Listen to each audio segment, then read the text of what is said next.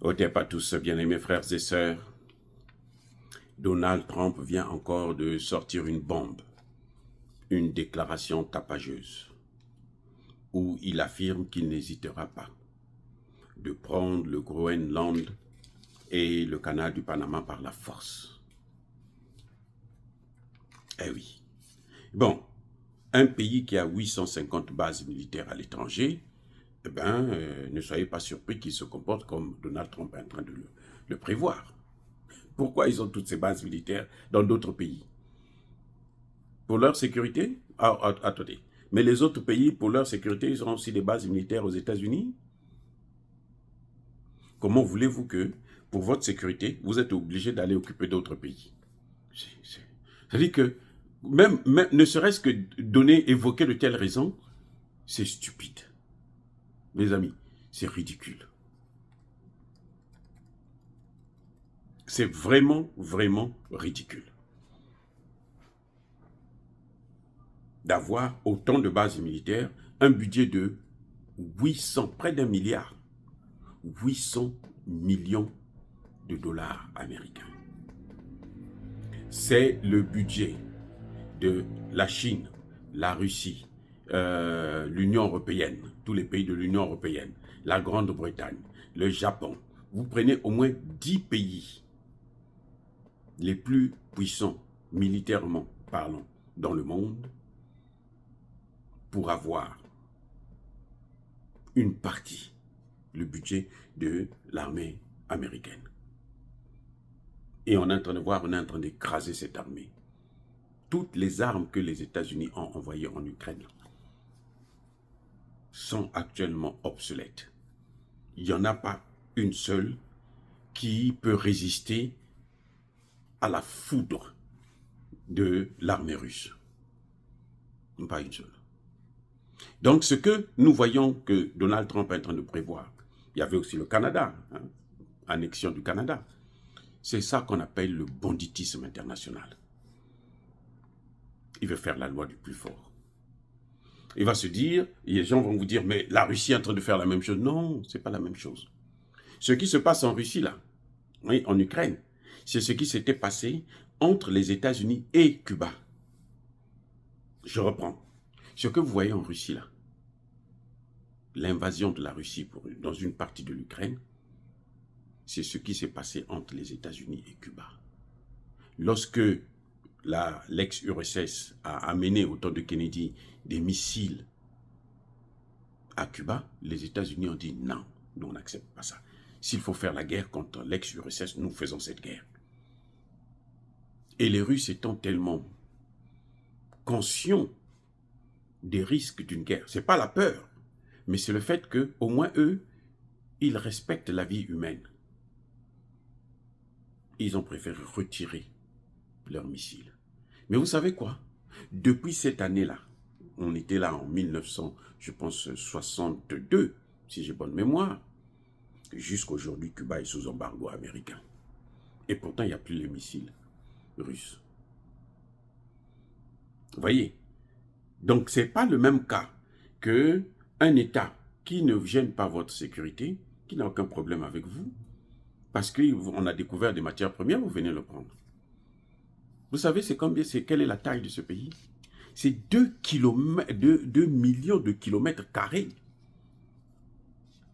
avec une population de 57 000 habitants, parce que entre 80 et 85% du territoire est glacial, c'est formé de glace. Mais, et c'est un territoire qui venait d'avoir son indépendance vis-à-vis du Danemark en 1979. Mais, il y a un problème.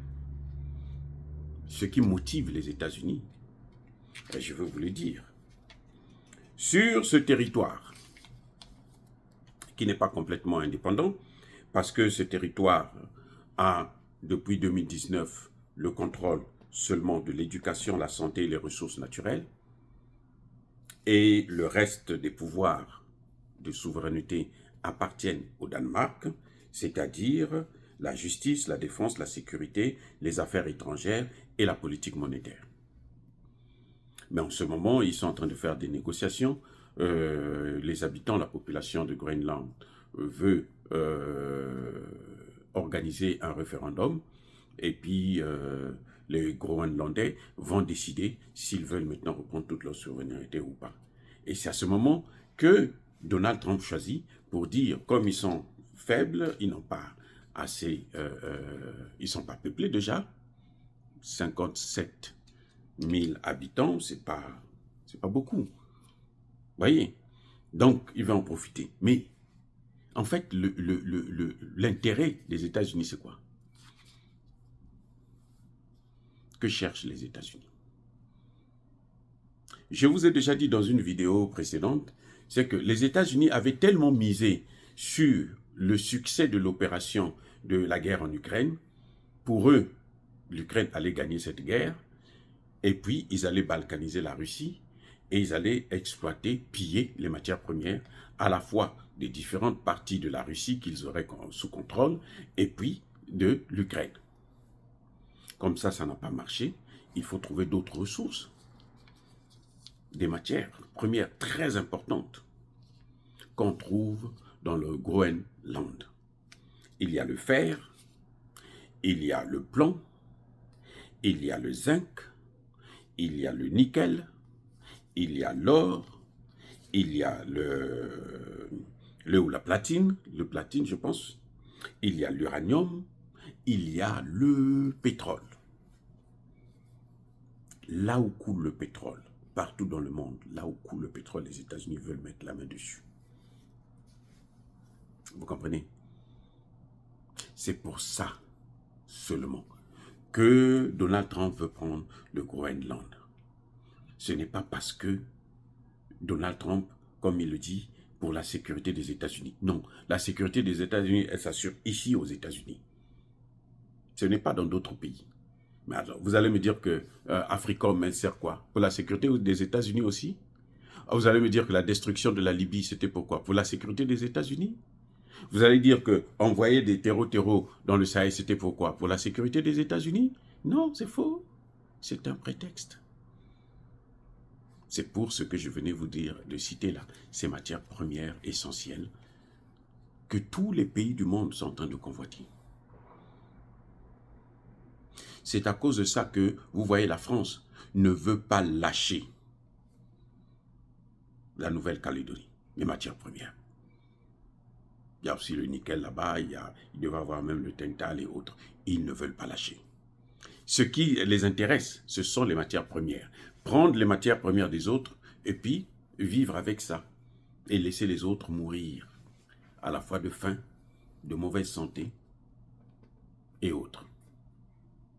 Voyez comment ça se passe. Comment ces pays-là, qui veulent donner des leçons à la Russie. La Russie a fait cette guerre pour sa sécurité.